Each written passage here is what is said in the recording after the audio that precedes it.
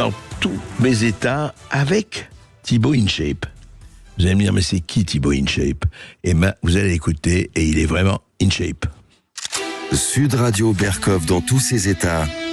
Les perles du jour. Ah, Hernani, Victor Hugo, bon appétit aux ministres intègres, vous qui pillez la maison. Et bien voilà, eh bien des gens qui veulent devenir ministres, et vraiment pas du tout avec l'intention de piller la maison, au contraire. Vous savez, toujours on dit, voilà, les politiques, faut qu'ils aient fait l'ENA, Sciences Po, passer, voilà, puis la préfectorale, puis les grands corps, etc., etc.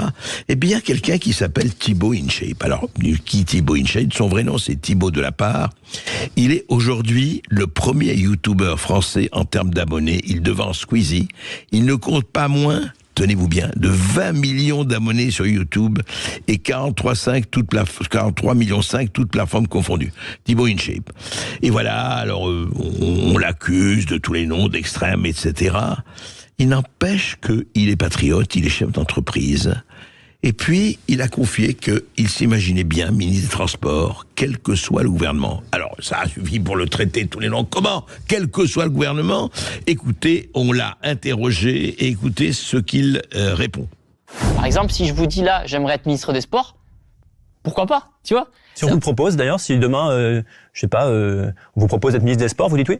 Ouais. Ministre des Sports, c'est aussi de la politique. Vous pourriez travailler, par exemple, je sais pas, pour Jordan Bardella, Marine Le Pen, vous accepteriez ou pas? C'est une très bonne question. Je pense qu'on en reparlera. C'est pas prévu pour l'instant, donc on en reparlera. Même chose, côté Macron, est-ce que vous arriveriez, sachant que vous travaillez en famille, mais de manière assez individuelle, à vous mettre dans une sorte de contexte collectif, de parti, de... Ça serait compliqué parce qu'encore une fois, j'ai pas fait l'ENA, j'ai pas fait Sciences Po, donc j'ai pas cette culture-là. Moi, j'ai juste cette passion pour le sport que j'ai envie de transmettre et je ferai tout pour la transmettre. J'ai l'impression de faire mon discours, votez pour moi, allez-y.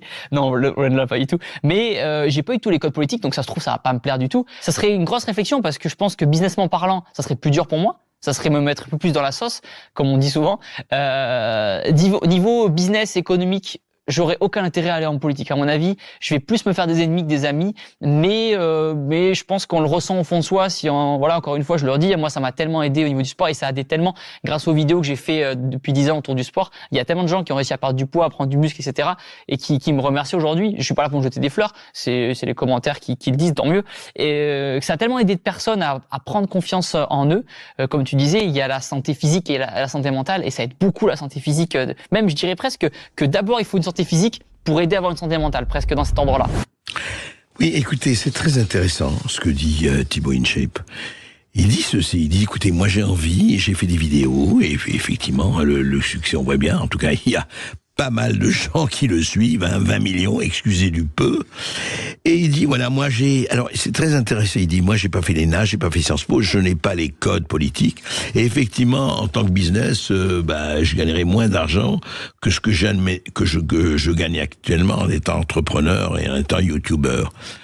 Mais j'ai envie, je vais vous dire, ce serait peut-être pas mal que plus de gens, beaucoup plus de gens de la société civile essayent d'aller en politique et y vont. C'est tellement important que ce soit pas toujours les mêmes, que ce soit pas l'entre-soi, que ce soit pas le club privé, que ce soit pas effectivement les bons réseaux, toujours les mêmes, où on s'échange, où on se coagule, où on s'envoie le séné, la rhubarbe, où on s'échange. Voilà, tu m'as aidé, je vais t'aider, etc.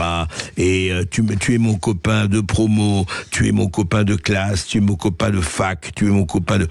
Et alors, on se renvoie à l'ascenseur. Vous savez, c'est toujours pareil, renvoyer l'ascenseur.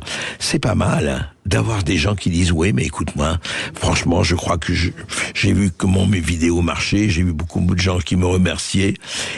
Pourquoi on n'essayerait pas un peu plus d'intéresser la société civile, les gens qui sont à la politique, non pas à la politique, à l'exercice du pouvoir, ce serait pas mal, non? Au lieu d'avoir toujours les mêmes, les bons élèves, les formatés, les sous-vides, etc. C'est pas possible, ça.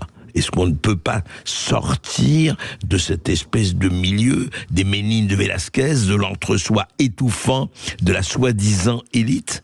Écoutez, j'espère que Thibaut InShape, on va l'écouter, quel que soit le parti qui sera au pouvoir le 7 juillet, ce serait pas mal de demander à Thibaut InShape de venir les rejoindre. Franchement, en tout cas, je le souhaite.